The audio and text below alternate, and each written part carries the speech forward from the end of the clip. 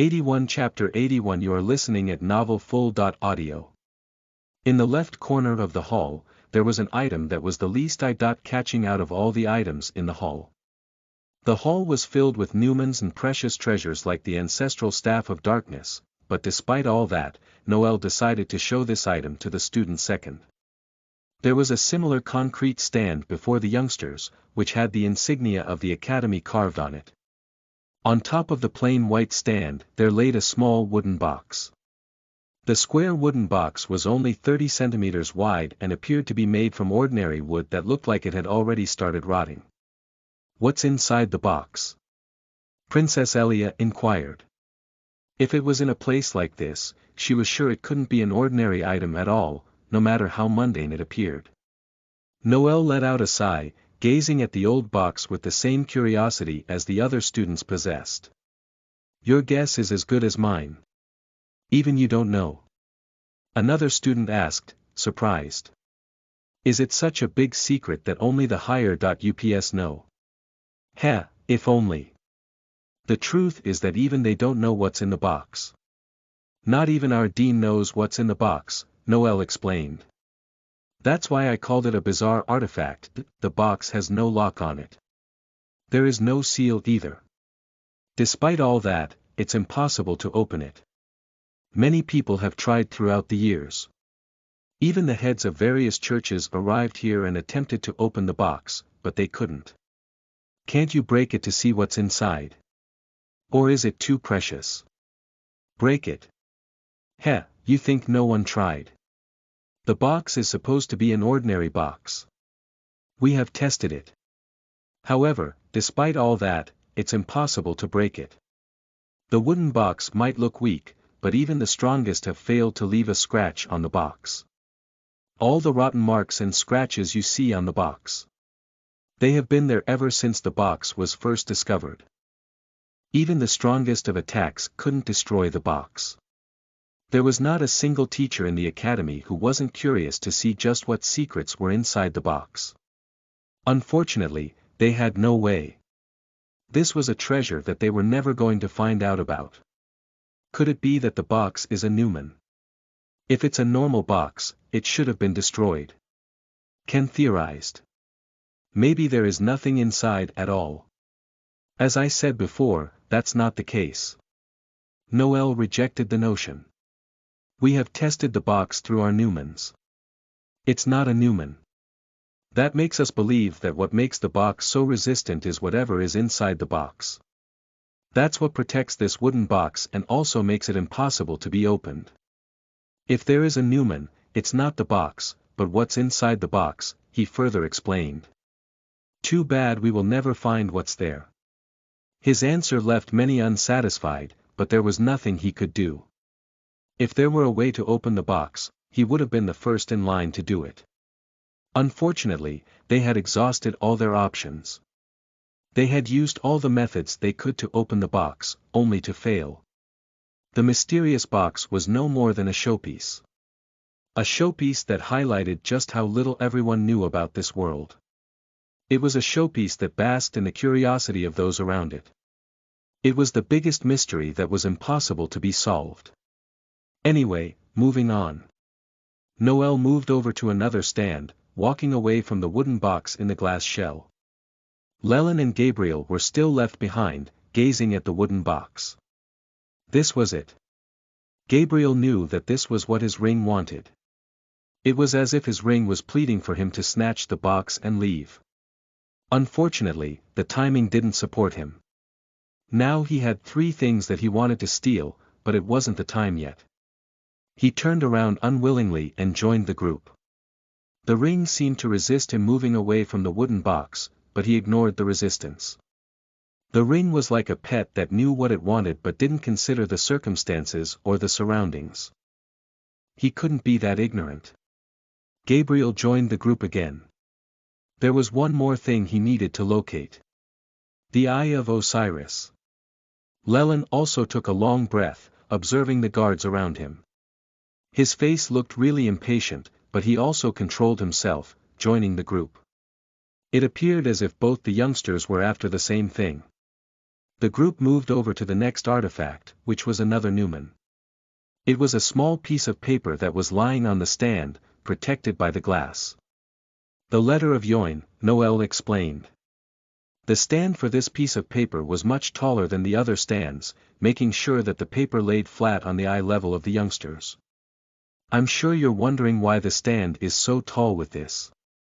That's because it's said to be a cursed Newman. We can't afford to let any of you make a mistake with this. A cursed Newman. This was the first time many had heard that terminology. The youngsters looked at each other in confusion. Yeah. It's a cursed artifact. Even though it's just a letter written by a person, the words on the letter contain the anger, rage, and hatred of someone really special. I can't tell you who it is or why he wrote what he did. I can only tell you a little about the letter. Even as Noel talked, he avoided looking at the piece of paper even though he didn't need to. The glass was already tinted to some extent where only the silhouette of the paper could be seen but not the content. Apparently, the letter only contains 3 lines. However, whoever reads even 1 line, dies. In other words, it's a letter that can kill you. That's why it's called a cursed Newman, that is too dangerous. The letter already took many lives before it was secured. What is in the 3 lines? A youngster asked. Even though he was intimidated by what he heard in the letter, he was also curious about what was written in the letter. Young one, that curiosity is what killed many people. Even some teachers at the academy died in the past trying to read the letter. And as you may know, the dead don't talk. Still, there are a few words that we know. 82 Chapter 82 You are listening at novelfull.audio. Can you tell us the words? Elia asked the teacher. Even though she was the princess of the empire, even she didn't know about such things that were kept by the academy. Noel nodded. They are only a few words since no one dares to read the entire line now. Oh right.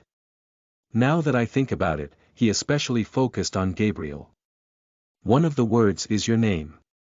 The words we know from the letter are, Carrick, you unleashed. After speaking only 3 words, Noel stopped. Unleashed what? Elia inquired, wondering what was unleashed and who this Carrick was. And who wrote this letter? How did it become cursed? There were so many questions in her head, and she wasn't the only one. Even Gabriel had these questions at this point. He only knew one person who was named Carrick. The first human god. The origin element of death and necromancy. Was Carrick that this letter mentioned the one he knew? Since this letter was a Newman, it was certain that it was written by a demigod. But which demigod and why?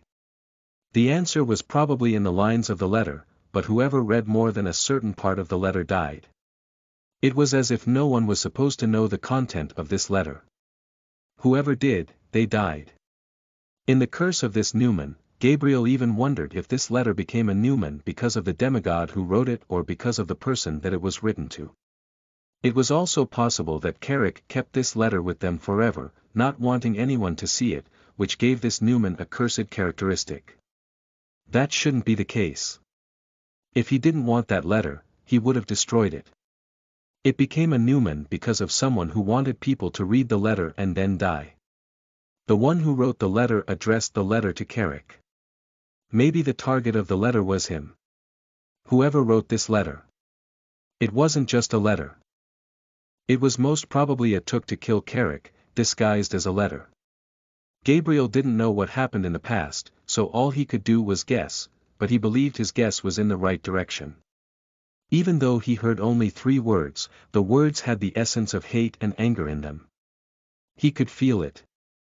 The letter was written so that Carrick would read it, and then it was cursed so he would die after reading it. Whoever did it.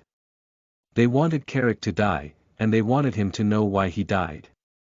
That's why the curse only works after someone reads it. Was this what killed Carrick? Was this letter the weapon that brought the end of Carrick's era? Gabriel had the question but no answer. However, there was a gut feeling in his heart that Carrick couldn't be stupid enough not to sense that something was wrong with the letter. The chances of him dying because of this letter were really low, according to him. However, it was a fierce attempt, no doubt.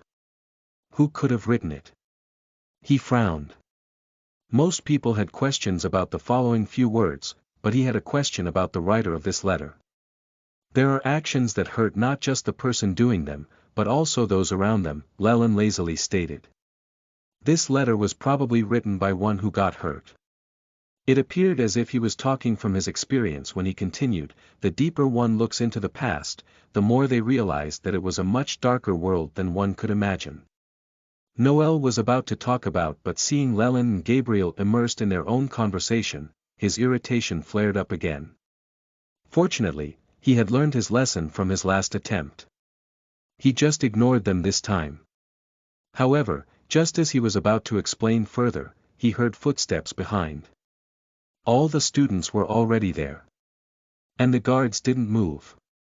It made him curious who had arrived. It was their turn in this museum today. He straightened up and looked toward the stairs.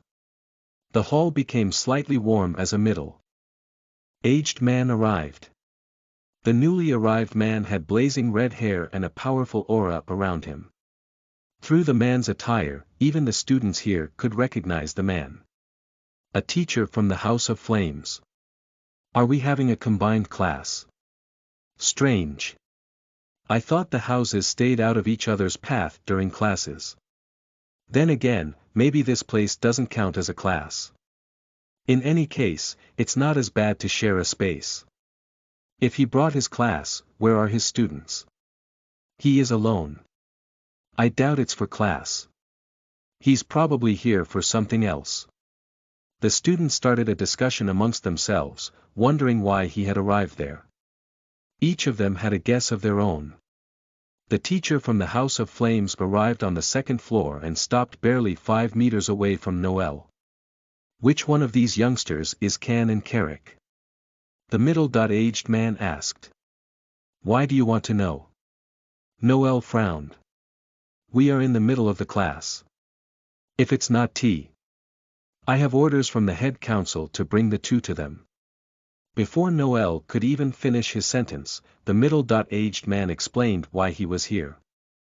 Before the head council's orders, even Noel couldn't do anything. It was true that the two youngsters would miss the rest of the class because of this, but he had to let them go.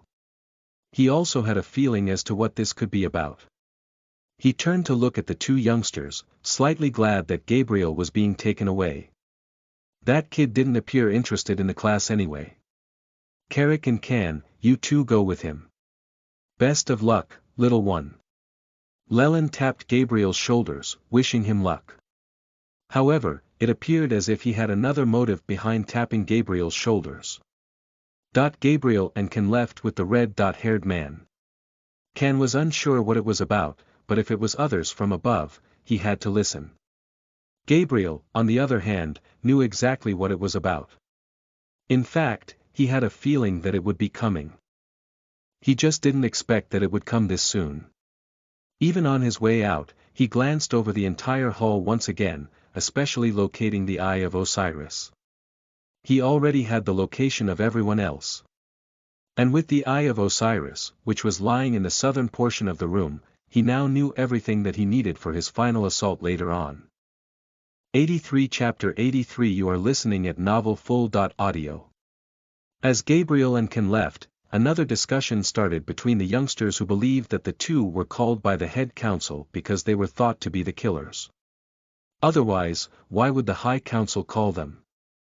The High Council wasn't that free. Enough talking. We'll be moving on to the next artifact here. We don't have all day. Come. Noel moved over to the next artifact, trying to stop the youngsters from talking. Noel also felt like slapping his forehead in frustration. Even now, Llewellyn didn't appear to be focusing on him. For some reason, he was looking at his own hand. Sigh, this kid. Why do I even look at him? Every time I do, he looks more bored than the last time. These spoiled brats with recommendations. If they didn't want to learn, why did they even bother coming here? In recent days, no student had irritated him as much as he was now. And that too when Llewellyn wasn't even speaking anything. He was just immersed in his own thoughts. A mirage. I was right. Llewellyn closed his fist again. Gabriel and Ken followed the middle-aged man out of the museum. Throughout the journey, the old man didn't say anything. Ken also didn't speak. He looked really grim, having a general idea at this point why he was being called, mostly because he was called together with Gabriel. The only thing he had in common with Gabriel was that the two of them stood against Jan and his friends. Moreover, one of those guys was the same one that was killed today. Since it was only the two of them that were being called, he was sure that it was going to be about that. The High Council was most probably suspecting them since they had some conflict initially. He wondered if he could actually prove his innocence though. He didn't want to have to go through the test of the crown only to get his talent weakened. He was sure Jan was going to try to have that happen. You seem worried. Surprisingly, it was Gabriel who started the conversation. The question isn't why I'm worried. It's why you aren't. I haven't killed that guy. And I'm sure you won't kill him for a small conflict on the street either, Ken stated. We're both innocent. Gabriel didn't react much, but he did find that statement quite ironic. Ken actually had the killer right before his eyes, but he didn't believe it. Then again, he was right as well. Gabriel didn't kill him over a minor conflict on the street either. At this point, we are under suspicion. And I have a feeling that just our words won't be enough to prove our innocence. If they aren't, we would have to go through the test of the crown, and that will be bad. Ken had arrived back in the city to study at the academy and begin the rise of the Ashton family once again. And he also had the talent for that. He was a prodigy. But the crown.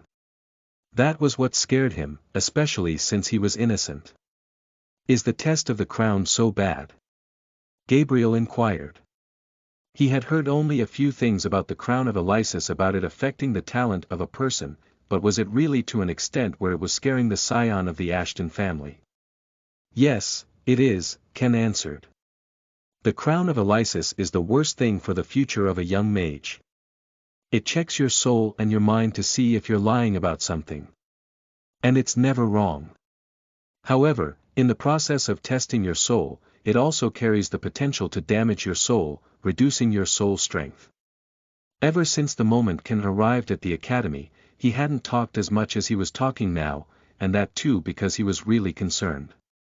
Even someone like him was worried. Is that so? Something that can see if someone is lying. Gabriel scratched his temple, trying to see if he had any use for an item like that. The item was good for interrogation, especially on his enemies. He was also sure that the crown they were talking about was the crown he had seen in the museum before leaving. They hadn't reached the part where that crown was introduced before they had to be called away. Each of the Newmen in the academy is precious on its own. Since I'm already stealing 3 of them, what if I steal all of them? It was unclear if it was greed or preparation for the future, but the more Gabriel thought about it, the more he realized the importance of Newmans. If he had them, they could certainly be useful for him in the future. The 2 of them were brought to the central castle, where the High Council consisting of the head of each elemental house, was waiting for them. All the head teachers were sitting on a chair around the table. There were also 2 more men standing in the distance, one being Jan and the other being Garrick. Both stood with their hands behind their back. After bringing the 2 youngsters inside the room, the red-haired man left, not forgetting to close the door behind them. For a moment, there was complete silence in the entire hall. In fact, it was so silent that even the sound of breathing could be heard. All the head council members observed the 2 new students who had entered the hall. The silence was broken by the door opening once again as another person made an entry. Another teacher arrived with a 3rd youngster who was recognized by Gabriel as well. It was the youngster that he and Ken had helped. He was partially the reason they had the conflict with Jan's group in the first place. He was Zale, the young mage who carried the element of earth and was being bullied by Jan. Surprisingly, the youngster had also managed to clear the test of the academy, and now he was donning the attire of a first-year student from the House of Earth. Gabriel, Can, and Zale stood right beside each other. The other teacher also left, sending the room back to silence. Even though Can was also worried about having to be called here, Zale was the only one who was sweating. He was already very nervous about standing before the head council, which was composed of mages that were said to be strong enough to compete with the head priests of the holy churches. Are they the ones? The head of House of Fire Yon was the first person to speak as he directed a question to Jan. They are, Jan affirmed. 84 Chapter 84 You are listening at novelfull.audio. They are the ones who attacked us out of nowhere. Not only did Jan recognize the three, but he also blamed everything on them. He is lying. Ken exclaimed. None of us attacked first. And it was a little back and forth. Silence. Ken tried to counter the false accusation of Jan, who made it seem like they were the ones that were looking for a fight. Even though it was true that he did provoke Jan so he could have an excuse to fight him, but to say that they attacked out of nowhere. That was a complete fabrication. Unfortunately, before he could even finish, he heard Yon shout. It's not your turn to talk. Ken Ashton nodded and stopped speaking. Yon focused on Jan again. You can continue. Jan felt really pleased in his heart to watch Ken be scolded. Even though one of his friends was supposedly cared, he could care less about Horan. That boy was no more than a servant for him. If Horan's death gave him a path to get Can and Gabriel in trouble, he felt it was a worthy trade. I remember Can was provoking me, saying that he wanted me to fight so he could have an excuse to kill me. And on the other side, his two goons attacked my friends. I remember Horan's lips were bleeding when I decided to retreat since the royal carriage was about to arrive. I didn't want to show this bad sight to them, so I left. If only I knew that Can and his friend were so bloodthirsty that they were going to kill my dear friend Horan as soon as they got the opportunity. These guys. They are beasts. I'm sure they killed Horan together in cold blood. Jan walked on a path of lies, but he didn't care. Since he wasn't the one under suspicion, he couldn't care less. He wasn't even in the academy when it happened, after all. Moreover, he was actually certain that Can and Gabriel were truly the ones that killed Horan. How else would he die within just a day of their conflict, that too when he was in his dorms that could only be accessed by a mage of light? It was too much of a coincidence that they were all in the same dorms. So they had the motives, and they had the opportunity. Yon smiled after hearing Jan's testimony. Do we need any more evidence? I think not. Those three are our main culprits. Now that our search has narrowed to only 3 potential candidates, I believe we can use the Crown of Elysis now. Shinsi also agreed. Agreed. Our biggest hesitation was that we didn't want to use it on the entire House of Light. But now that we have the ones, we should be able to use the crown. That way, we can get a final confession and close this case. I agree as well. Throughout the years, there has been no death in the academy. But as soon as these 3 got admission, the same night, there was a killing. All 3 of them had reasons to do it, but only 2 of them had access. I think we found our killers. One after another, all the head teachers were assured that they had the killers. All that was lacking was the final confession, and they could use the crown. Only 3 teachers still hadn't spoken. Those 3 were Eliana, Rem, and Lise Hen. Other than them, everyone else expressed their opinion. Eliana also knew that their words made sense. Under normal conditions, she would have agreed as well, but one of the supposed culprits was Gabriel.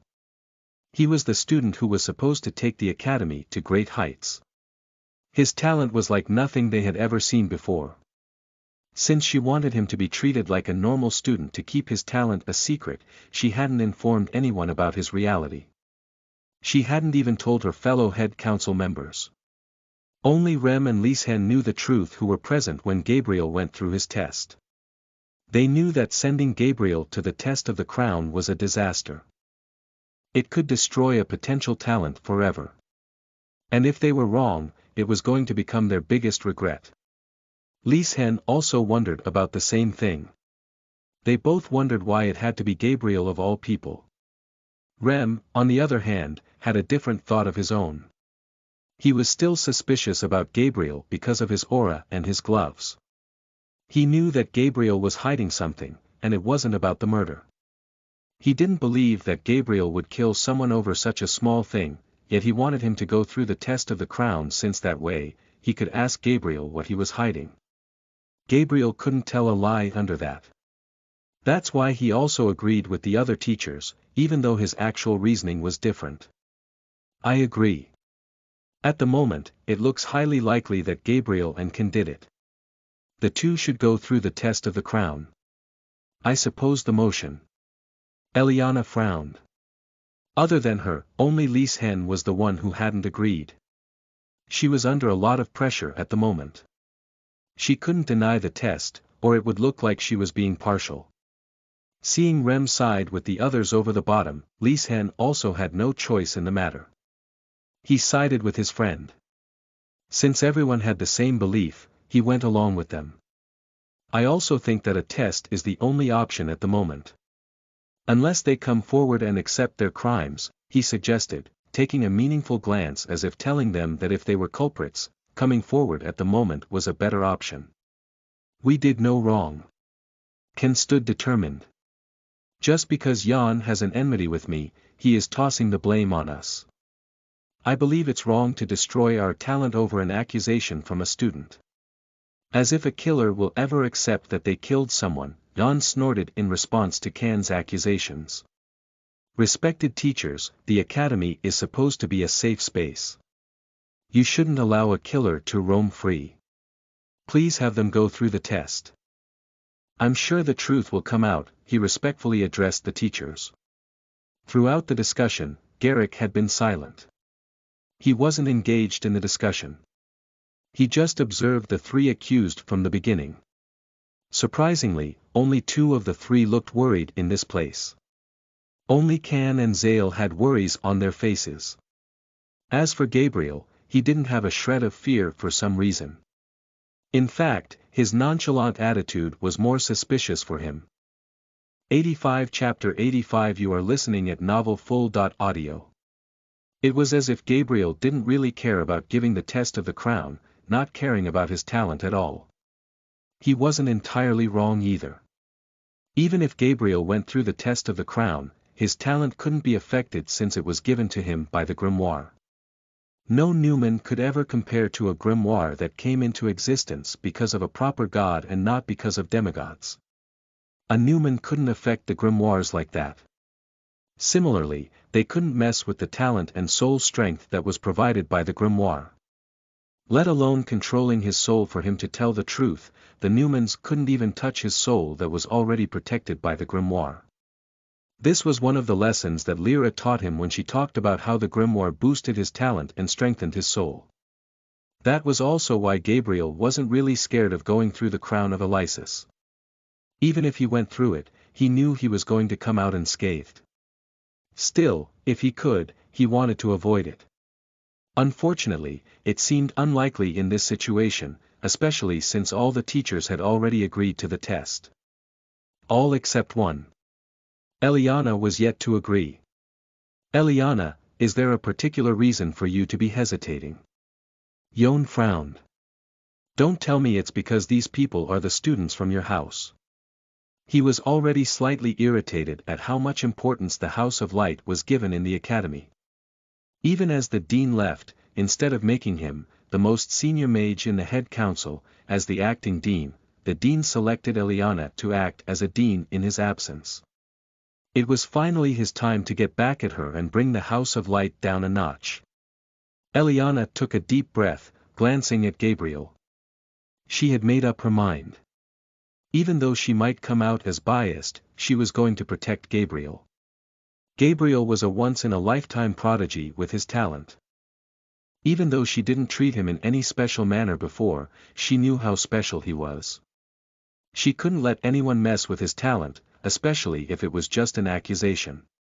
It was too big a risk to take. She clenched her fist and was just about to respond when someone intervened. Wait. Ken stepped forward. Everyone's attention turned to Ken. Are you willing to accept your crimes? Shinsi asked, believing that Ken was taking the opportunity to confess as she had offered before.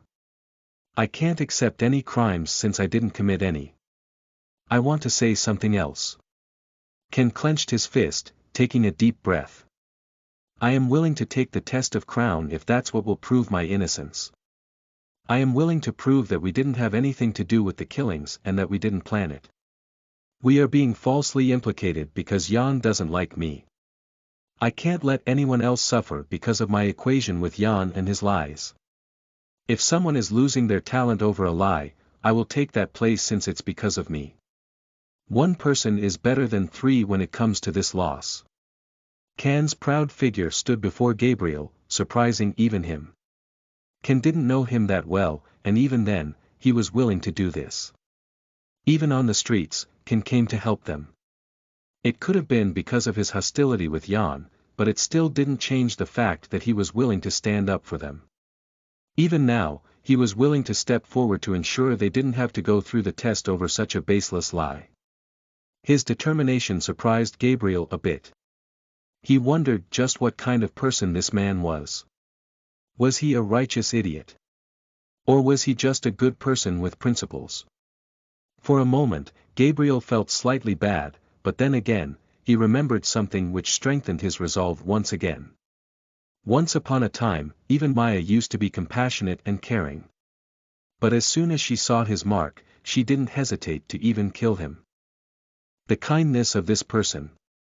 The kindness of all the righteous people in the world was only reserved for people like them. If Ken knew that he was a dark mage, he would have stabbed him without even waiting for an explanation. Just like Maya did. Gabriel clenched his fist, closing his eyes as he remembered this. Whatever Ken did, he couldn't let it sway him from his mission. He couldn't risk his mission. I will take the test to prove our innocence and that Yan is lying about how the incidents took place that day. I will prove that we didn't plan to kill anyone, Ken declared. Since I'm proving that, I want the other two to be free. Ever since he was little, he had learned that a mage of light must always be righteous. As a mage of light, they were supposed to protect the weak and innocent. He couldn't let two innocent people come to harm because of him. It was his way of taking responsibility. Just as his father would have done. Even though he was scared of risking his talent, he was still willing to stand up for what he believed in. Eliana noticed the determination of Ken, slightly impressed. Through his words, she had a feeling that he was innocent, and in essence, Gabriel and Zael as well, but she couldn't let her own beliefs cloud her judgment. In any case, this gave her an opportunity to help Gabriel without looking biased. If Ken was actually innocent, it was going to prove that there was no scheme because of that conflict and that killer as someone else. But until then, these three were the only accused they had. All right. I will accept your suggestion. Only you will go through the test of the crown. And if you can prove that your side is innocent, you'll all be free. But until then, all three of you will be kept in isolation in your rooms under high security. Eliana made a declaration without even consulting the other members. All the head council members were surprised that she came to a decision without taking their input. Even though most of them would have agreed to it, it was still odd. Unfortunately, they couldn't object since she was the acting dean. At least they couldn't talk about this in the presence of the students since the dean's position was dignified. The head council members weren't the only ones who were surprised either. If there was anyone who was most surprised here, it was Gabriel, who had planned for everything except this. He hadn't expected to be locked. For what he wanted to do tonight, he needed to be outside and not locked inside his room under strict security. This was a disaster for him. Calm down. It's not that bad. The test would probably be in the next few hours. I should be free before evening. The plan should be back on track. Despite his headache, he still tried to be optimistic. As if even destiny was mocking him, Eliana further stated. The preparation for the test might take the rest of the day, so the test of crown will be held tomorrow morning. Until then, you won't be allowed to leave your rooms. As Gabriel was cursing his luck in response, something big was happening in the holy city of the Lumen Empire. A very special person had arrived in the holy city of the Lumen Empire. Even the guards at the entrance of the holy city respectfully opened the special path for the new guests. 3 carriages entered the city, all belonging to the Holy Church of Water. 86 Chapter 86 You are listening at novelfull.audio. Gabriel and Ken left the majestic castle, being escorted by Garrick while another teacher was assigned to take Zale back and arrange everything. At the same time, Jan also left the castle. He was done with his testimony. As Jan wasn't under suspicion, no one was tasked with escorting him. He was to go back to his dorms on his own. Standing at the entrance of the castle, Jan glared at the 3 youngsters. I know you murdered Horan. No matter how much you act now, you can't hide the truth. The truth will be before everyone by tomorrow. Gabriel stopped in his tracks, frowning. He turned around, observing Jan. Truth will come out tomorrow. No matter how much you lie, our innocence will be proven. As Gabriel spoke, he walked to Jan as if he was lost in his emotions. He stopped barely a few inches away from Jan while Garrick watched from a distance. He was prepared to intervene in case there was any fighting. Gabriel raised his left hand slowly. When we prove our innocence, I hope you'll be there to apologize to us. He tapped Jan's chest as he continued, I'm sure at least that much shame should still be left in that corrupt heart of yours. Humph. Jan scoffed. Child, you could have killed a weakling like Horan, but you've still not grown enough to be able to point a finger at me. Go back to where you came from. He started walking away, not even bothering anymore, especially since his brother was watching everything. If his brother wasn't watching and he wasn't at the academy, he would have been sure to teach Gabriel a lesson for touching him without permission. As Jan walked away, he didn't notice that there was a tiny flicker of light on his chest where Gabriel had touched him. It only lasted for a few seconds before it disappeared. Even Garrick didn't notice it since Gabriel had done it in a way in which his body obstructed Garrick's field of view. Gabriel joined with Can, and the 2 youngsters were taken back to their rooms. Garrick assigned 4th-year students to guard the rooms of Gabriel and Can. The security of the dorms was intensified even more. There was no way for Gabriel or Can to get out of rooms without alerting everyone else. Gabriel walked to the glass doors that led to the balcony, gazing at the lock that was there. Even though no first-year student was supposed to be able to fly, the academy still locked the balcony. Gabriel was sealed in his own room. Gabriel pulled out the spell book of light that he had bought from outside. He placed the book on the bed now that he was all alone in the room. He paced back and forth in his room, thinking about all that had happened today. He was really elated when he killed Horan, but only now did he understand that he was very short-sighted with what he did. This thing had become a headache for him, creating even more disturbance. Instead of keeping the teachers distracted by others, all their attention had now fallen on him. The more he thought about it, the more he felt angry at himself for not thinking things thoroughly. He let his emotions control him. Only 5 more days. After that, the Ring of Apophis will leave me. And if things keep moving on like this, the next 5 days will be wasted as well. Arg, I was such an idiot. I should have controlled my anger. He punched the wall in his anger. Just because he wanted to kill Horan, he did so, and he even found reasons to justify his actions. He was realizing just how clouded his judgment had been. Gabriel was a spellcaster's, but even his own physical strength wasn't strong enough without artificially boosting it with his spells. His punch didn't leave even a mark on the wall. Instead, his knuckles were hurt. He jerked his fist to relieve some of the pain before casting a minor healing spell on his hands. What should I do? What can I do? Tomorrow I'll be free of house arrest. But if it's proven that their assumptions about us being killers were wrong, the academy would go into complete lockdown. The security will only be intensified. If it's tonight, they still believe that we are the killers. Most of the teachers would be quite relaxed today. Can I use that opportunity? Or am I once again thinking in haste? He had a plan, but that relied on him being able to move freely at the academy, not being sealed in his room. If it's haste, then so be it. I will take this hasty decision and leave everything to what comes next. Gabriel had decided on what he was going to do next. He was going to break inside the museum tonight itself. He knew it was going to be hard tonight, but he also knew that it would be even harder in the coming days. First, I need to find a way out of here. He stood before the glass doors, looking outside. Breaking the glass doors was going to leave evidence behind that he left and even alert others with the noise itself. He could break the lock, but it was again the same problem. If he couldn't succeed tonight, he wouldn't be able to attempt tomorrow since they were surely going to see something was wrong if they saw a broken lock tomorrow. I need a way out without breaking the seals. He knew what he wanted to achieve, but he didn't know how he was going to achieve it. It was a problem that couldn't be solved with sheer strength. Fortunately, he still had the rest of the day to think about it. Throughout the rest of the day, he kept pacing back and forth, going through the spellbook of light to see if there was any spell he could use. Unfortunately, it was just a low-tier spellbook and didn't have anything in it that could help him. He closed the book and kept it back on the bed.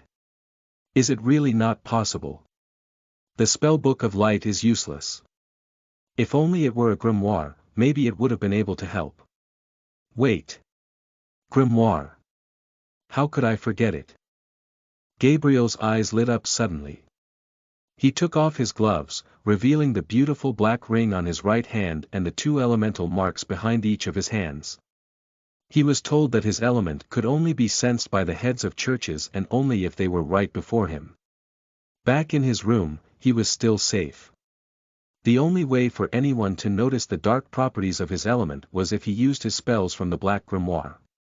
Just calling the grimoire out shouldn't have been able to alert anyone.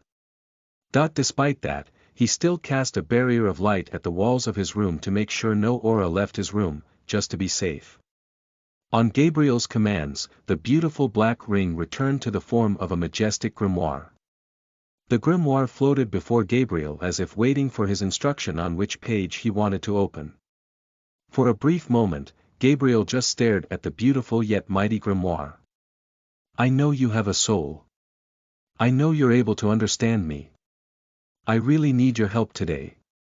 The grimoire kept floating before Gabriel as he talked. Even he wondered if he could succeed, but he didn't give up. The grimoire was able to change form to a ring on his command. It was also able to turn to the page he wished. That made him realize that the grimoire wasn't as lifeless as he initially thought. Lyra also said the same thing when she explained why he couldn't access more spells. It was because the grimoire kept the spells restricted for his own safety. If the grimoire could restrict him from having access to the spells, it should be able to give him access as well. I know you want that wooden box. I don't know why, but I also want that box. I want to get inside the museum to retrieve that box. For that, I need your help. I know you just gave me 2 spells to keep my soul safe, but those 2 spells can't help me get there. They're not enough. I need more spells. I really need your help this once. Gabriel earnestly explained his problems. He understood the reasons that the grimoire had to keep the powerful spells restricted because it didn't want him to destroy his soul by using spells that were beyond his capacity so soon, but he needed the grimoire's help. He knew that if anything could help him, it was the grimoire. He also had a feeling that the grimoire couldn't refuse him. When he was in the museum, he could feel just how eager the grimoire was for him to get the box. With this help, he could also retrieve the box. He had the perfect bait for the grimoire. Now all he needed to do was wait for the grimoire to take the bait. Around 10 minutes passed, but there was no response. Just as Gabriel was starting to like he had failed, he felt a burning sensation in his right hand. His mark of death and necromancy started shining brightly, making him feel as if his hand was burning. The grimoire also started shining as it opened. The pages flipped to the second page, which had the first spell. The Shield of Undead. The book didn't stop. It turned to the third page, which had his second spell. He already had access to those pages, but what happened next was what truly surprised him. The fourth page was revealed. Some words also appeared on the page. Seeing the fourth page, Gabriel really grew excited. He had received a new spell. But that's not where the grimoire stopped. Against all his expectations, a second new spell appeared as the page turned once more. 2 new spells had appeared in his grimoire before it, and the mark on his hand stopped shining. He had asked for 1 new spell, but he received 2. And those 2 spells. He managed to get a glimpse of them. They were 87 Chapter 87. You are listening at novelfull.audio. After the book stopped shining, it landed on the bed before Gabriel. So I was right. You can understand me. You do have a soul. If Gabriel had a doubt before, he was now sure about this notion that the grimoire actually had a soul, and it was intelligent. It could understand him and take action accordingly. No wonder you managed to take me to a safe place when I was about to die. You saved me at that time. He was still grateful for the grimoire, which saved his life twice. However, there were still some doubts in his head as well. If the grimoire could take him to that bizarre place where he saw those statues, then why didn't the grimoire of darkness take the old owner there? When the Lord of Darkness was surrounded by other sacred mages, then why didn't his grimoire do the same? Why didn't his grimoire save him? Was this something that only his grimoire could do? These questions plagued his head, but he kept his mind on his goal. He had a task at hand. Before it was night, he wanted to read the new spells and understand them, so he didn't make the same mistake. He had another concern when he asked for the help from grimoire. The grimoire was hard to be detected by the enemies unless they were extremely close to him. And even then, the gloves hid its aura. However, the spells were a different matter. Even though his element was inherently different from the element of darkness, the aura still had some traces of darkness. So whenever he used a spell from his grimoire, he always carried a risk of alerting every mage in his vicinity. As if understanding the concern of his, the grimoire gave him an extra spell just for that. The third spell he received was exactly that. He opened the grimoire and went into the third spell. Imitation of the Dead. He carefully read the name of the third spell, which was what intrigued him the most. It was the spell that worked on the biggest problem that he had. It was a low-tier spell that couldn't be used for offense. It couldn't be used for defense either. However, its use was something that was even more important for Gabriel than the offensive or defensive spells. The spell allowed him to imitate the dead, but not like the Ring of Apophis allowed him to do. The spell didn't help him disguise. It didn't make him change into someone else. Instead, the spell only worked to imitate the aura. It was more like a disguise spell that allowed him to imitate the aura of someone else when casting spells. Since he was a mage with an element that was much darker, he could use the imitation of the dead on himself to make it impossible for anyone to feel his true aura. The spell not only hid his own aura, but it also hid the aura of his death spells and everything associated with those spells. His biggest problem was being sensed by powerful mages if he used his second element. However, with imitation of the dead, he could use those spells, and no one could sense anything odd. This one spell gave him free access to use his other element without being detected. The only flaw with the spell was that it had a time limitation since it was a spell that placed a lot of burden on one's soul.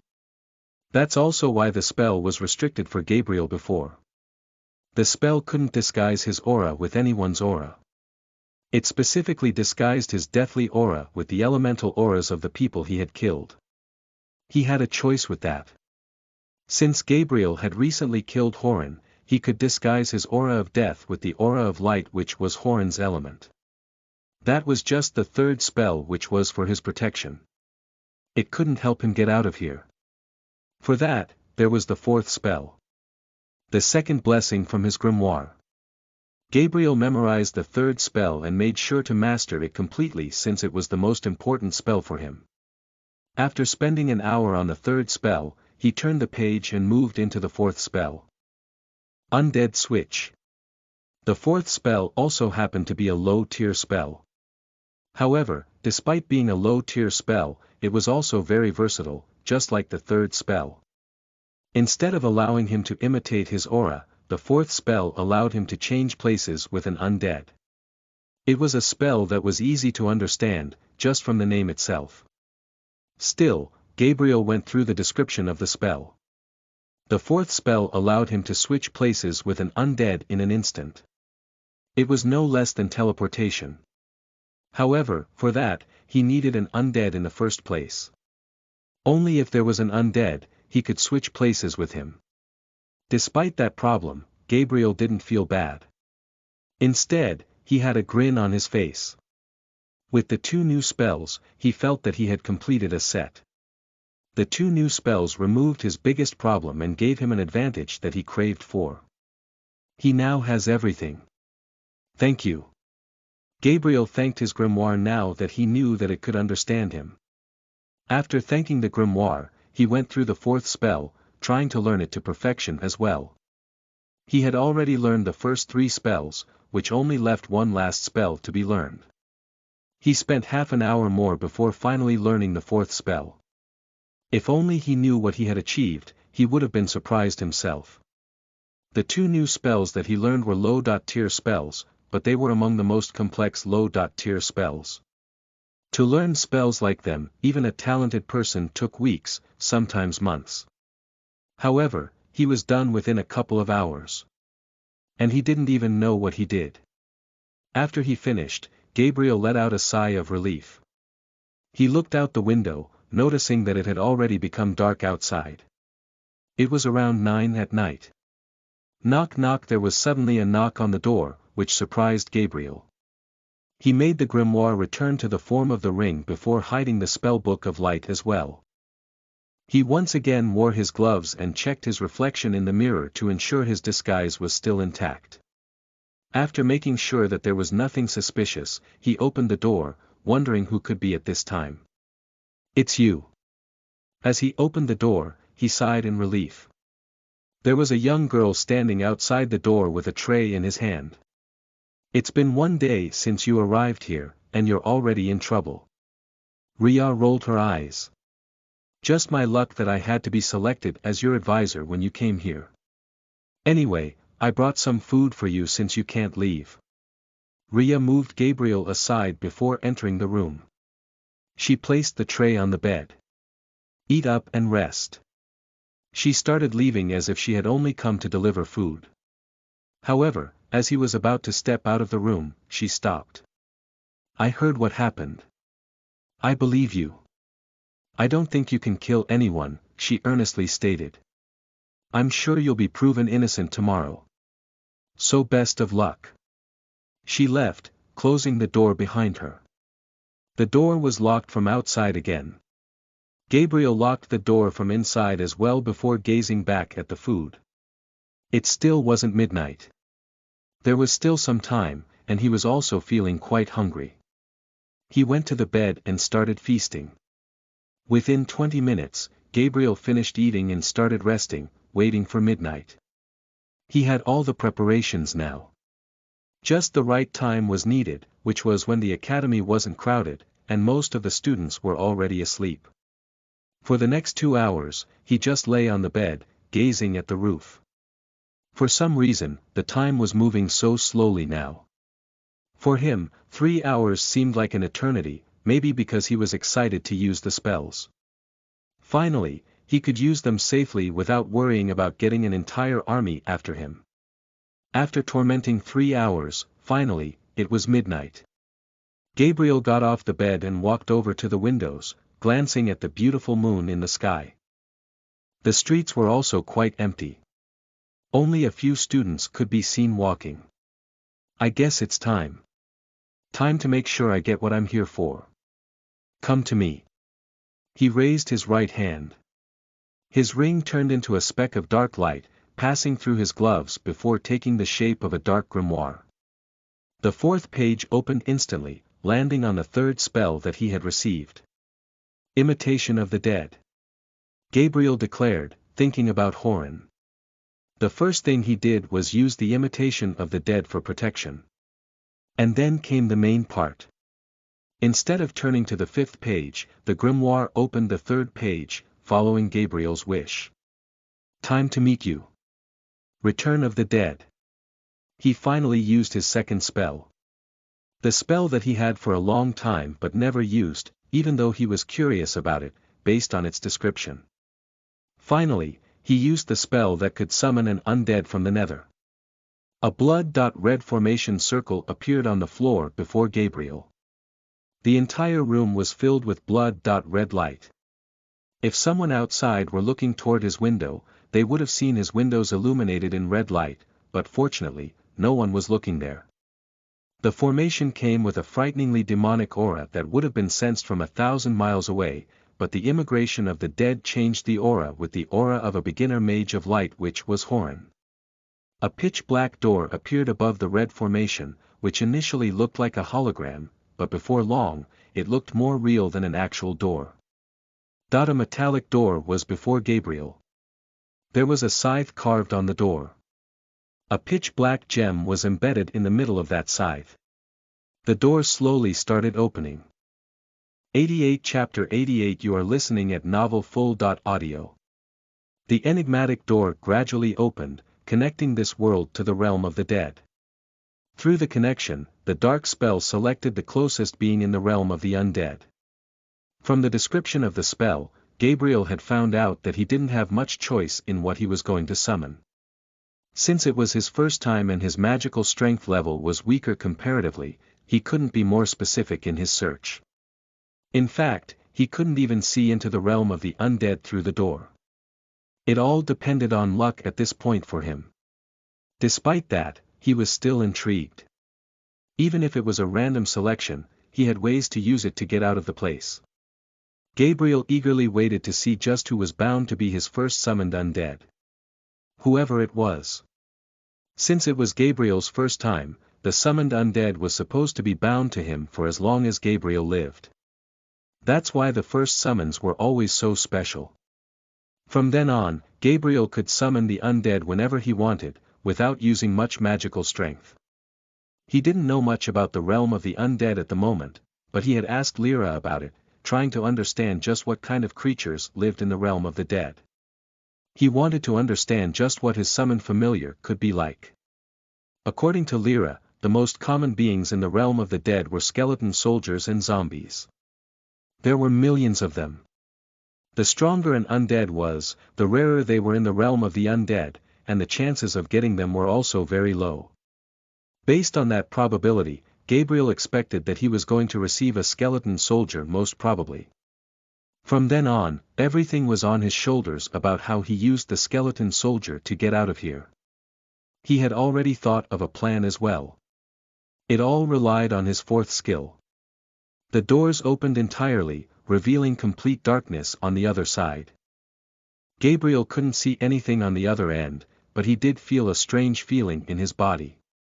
It was a strange kind of pain that he felt. It seems the spell found an undead for me. The connection is being established. Gabriel clenched his fist, bearing with the sharp pain that was only increasing. Ugh!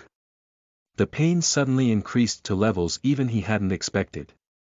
He dropped to his knees as his breathing halted. He had to struggle to even breathe. His heart also stopped beating momentarily. Clenching his chest, Gabriel tried to breathe even as his vision also started turning dark. He felt suffocated. He didn't know what this was, but it felt as if he was going to die. The pain was even worse than being stabbed again and again by Horan. He had only one thought in his head at the moment. It was if he was going to die. He couldn't have imagined, even in his dreams, that he would die from his own spells. Now he understood why the stronger spells were kept beyond his reach. Just the second spell itself was so dangerous for his soul. He felt as if the connection that the spell was trying to establish was destroying his soul in return. He didn't know why. Why was this happening? Was it really that hard to establish a connection with a mere skeleton soldier? His body started turning weak as he began to pass out, almost losing hope.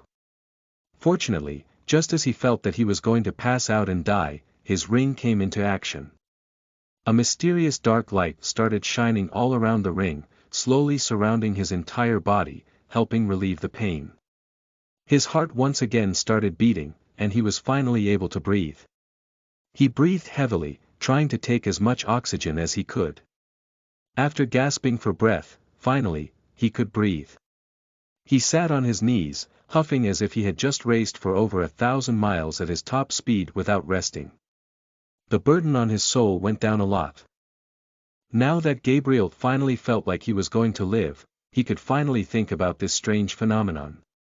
If it was so hard to establish a contract with a skeleton soldier, he didn't even feel like imagining just how scary it would have been to try to establish a contract with a stronger being.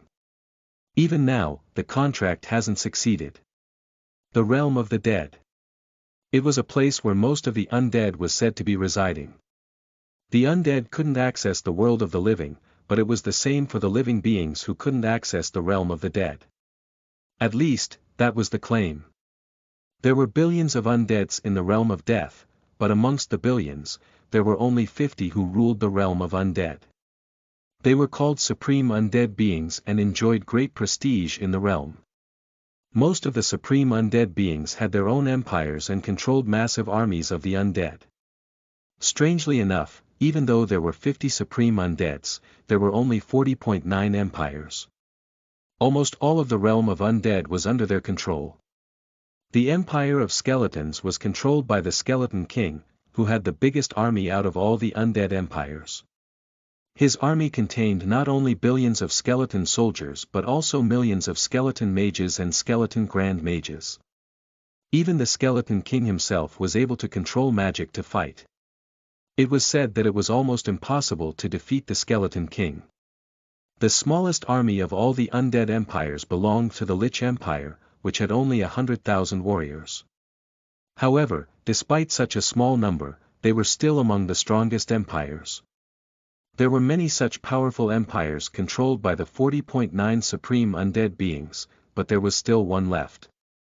One that was the most unorthodox one here.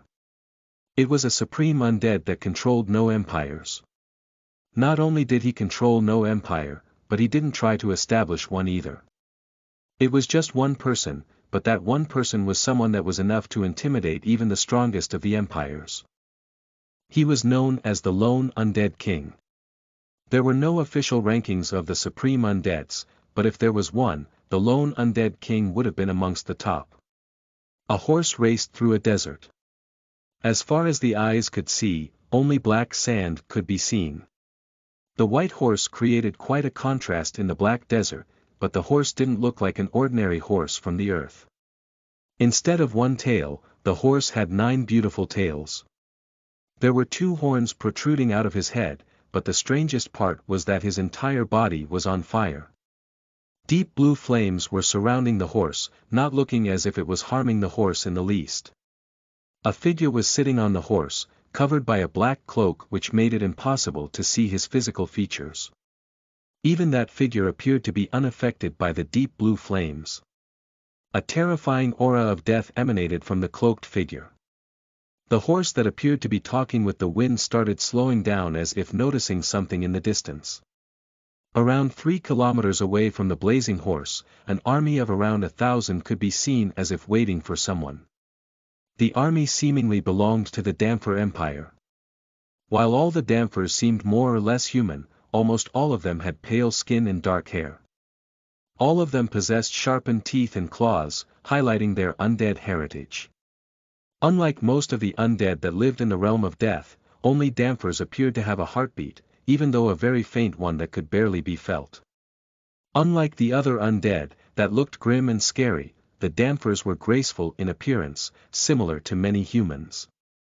This was also one of the reasons they weren't respected much by the other undead empires. Despite that, their bloodline traits made them a terrifying enemy to face, mainly because their speed was inhuman. Seeing an army of around 1,000, the cloaked creature made the horse stop. He jumped down the horse, landing on the black sand. As soon as he landed on the same, smoke started rising from under his feet as if the black sand was burning his skin. The person didn't appear to care. The cloaked figure walked closer to the Dampers. There was not a single weapon in his hand, but still, the Dampers felt a chill run down their spine as they saw the eyes of the cloaked figure. The one that was leading the group gulped down, but he stood firm on his ground, even as he watched the hooded figure get close to them. The hooded figure stopped around 20 feet before the Damper general, who carried a heavy sword on his back. The blazing sword still accompanied the hooded figure, who was said to be someone that could strike fear in anyone's heart. Even Dampers felt scared of him. He was the king without a kingdom. It was he who was known as the Lone Undead King. 89 Chapter 89 You are listening at novelfull.audio. The hooded figure didn't say anything. He just gazed at the Dampers with eyes that had not a single shred of emotion in them. Just his gaze itself was enough to convey what he wanted to say. Lord Infernal. The general of the small army respectfully greeted the Lone Undead King, whose extant species was said to be the rarest in the realm of the undead. He was an infernal, the beings that were said to come into existence from the infernal flames of hell itself. Throughout history, there were said to be only 2 infernals that ever existed. Out of the 2, one was already destroyed, wiped off the existence by the infernal that stood before them. When it came to the undeads, he was said to be one of the most terrifying beings. Even the other undead kings tried to avoid him if possible. It was unclear if it was because they were scared of him or they just wanted to avoid a conflict since the infernal sorcerer didn't have anything to lose, unlike them. The infernal sorcerer didn't have an army. He didn't have any kingdom. He also didn't have any friends. He was all alone in the world. If he had anyone, it was only his burning horse who always accompanied him wherever he went. The Damper general was really intimidated by the Lone Undead King, especially since stories about him made him appear like a monster, even when it came to the undeads. His eyes subconsciously went to the left hand of the infernal. It was said that once upon a time, the 2 infernals fought each other. In the battle, the infernal sorcerer got his left arm damaged, while the other infernal lost his life. The infernal sorcerer noticed the Damper general looking at his left hand. He raised his left hand, revealing a skeleton-like hand. While his right hand seemed to be similar to that of a human, his left hand was no more than white bones.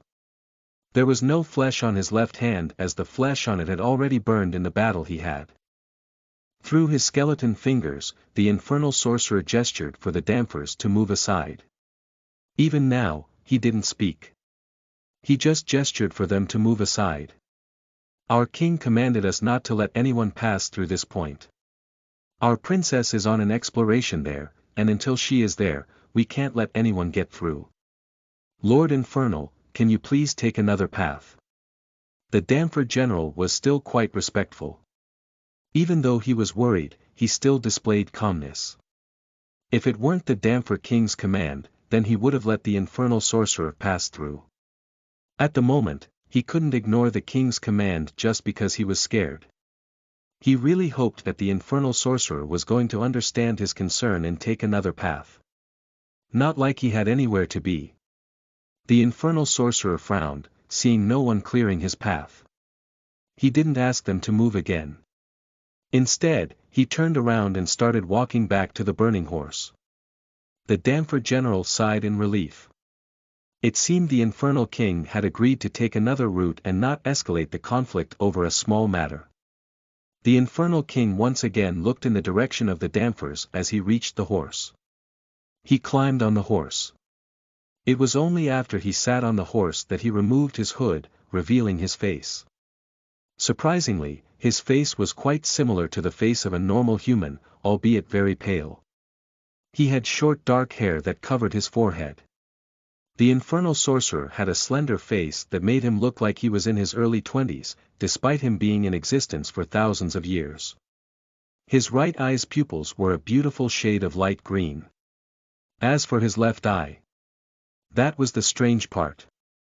He didn't have a left eye. If he had, it couldn't be seen. A green fire could be seen in place of his left eye. A fire that was said to be capable of burning anything. Damford General grimaced, seeing the Infernal King take off his hood. He was looking straight in their direction. For some reason, the Damford General felt as if the Infernal Sorcerer was able to see through the hidden depths of his soul. The Damford General wasn't the only one who felt that way. It was the case for every Damford in the army. Whoever looked into his burning eyes, they were frozen in place. While all the Damfers were frozen, the Infernal Sorcerer raised his skeleton hand, but this time, he didn't ask them to move aside. Instead, he clenched his fist. As soon as the Infernal Sorcerer closed his fist, a frightening fire started burning the bodies of the Damfers.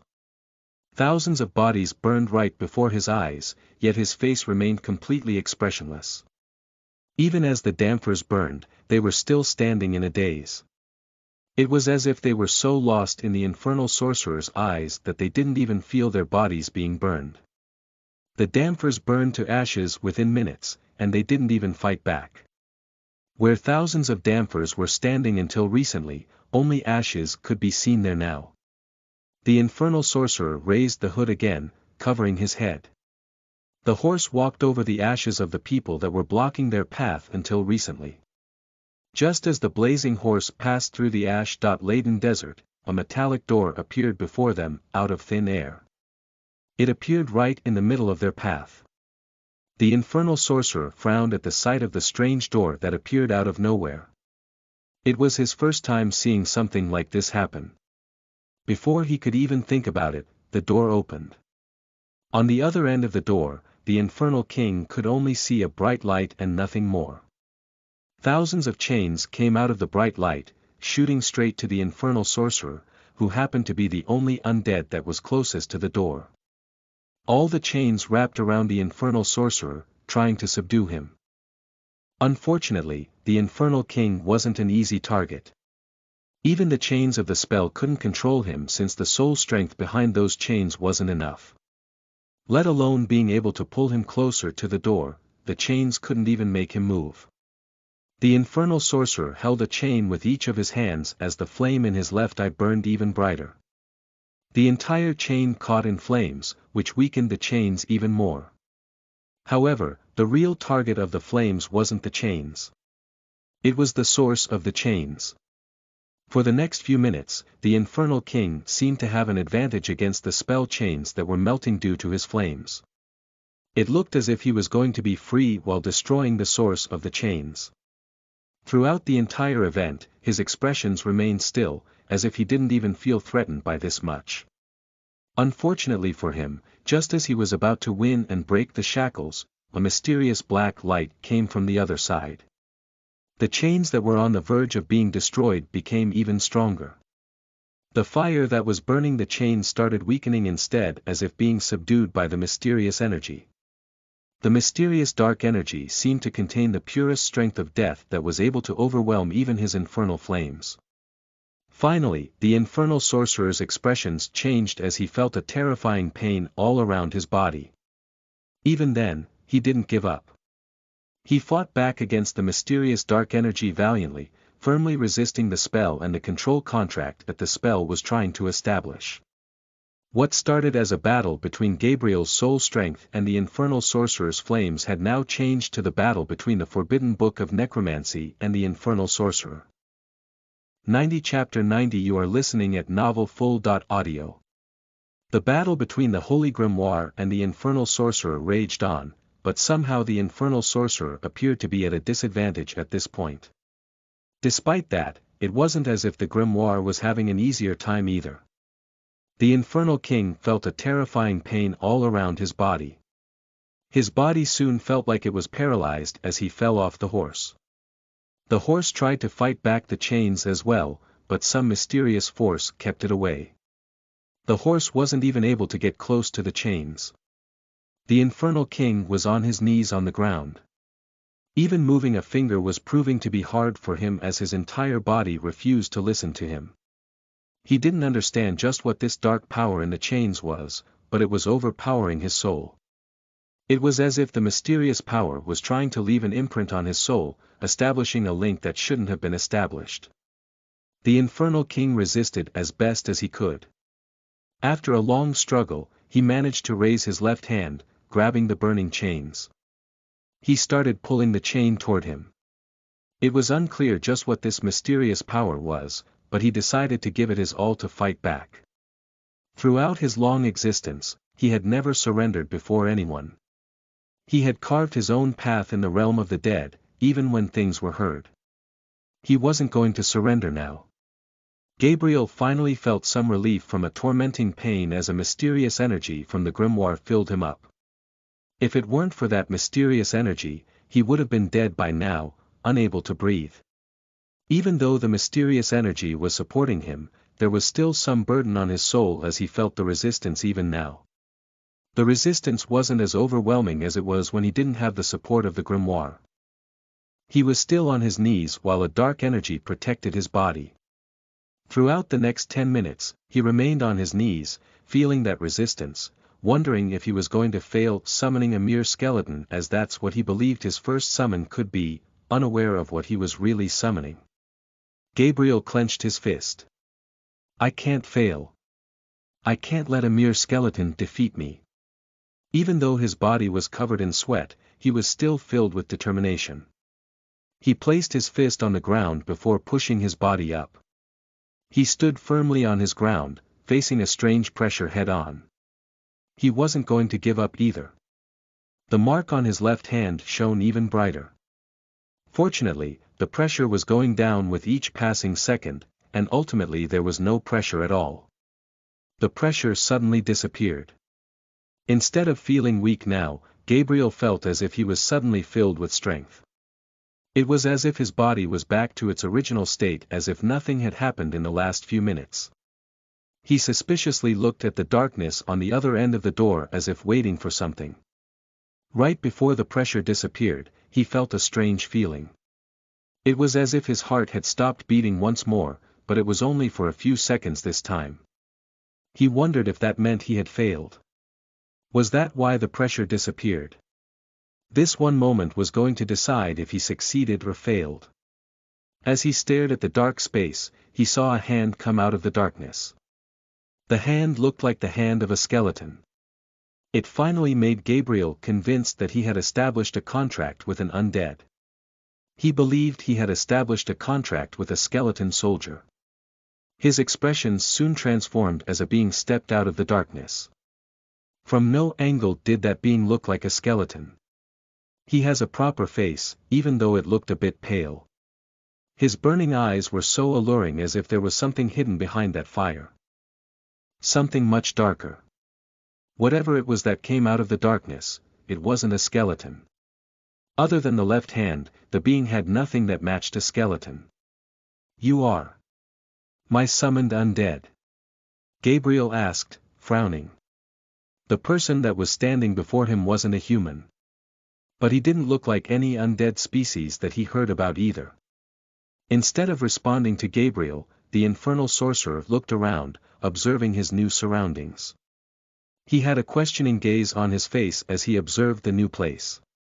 He looked down at his hands as if trying to feel the energy of this place. Even the air of this place was different. It didn't have the stench of the dead. Instead, it was fresh air that made him somewhat uncomfortable. He felt really bizarre, being in a place like this. As the summoning was completed, the door behind the infernal sorcerer closed. He turned around, hearing the sound of the door closing.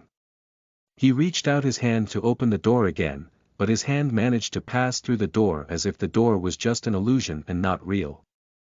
The door disappeared, and so did the formation that was illuminating the room. The forbidden book of necromancy was once again around Gabriel's fingers in the form of a ring. It stopped sending its energy to Gabriel's body as its task was completed. The contract was completed against the wishes of the infernal sorcerer. The infernal sorcerer felt suffocated in this place. He wanted to go back to where he came from, but there was no way. He looked at a different door.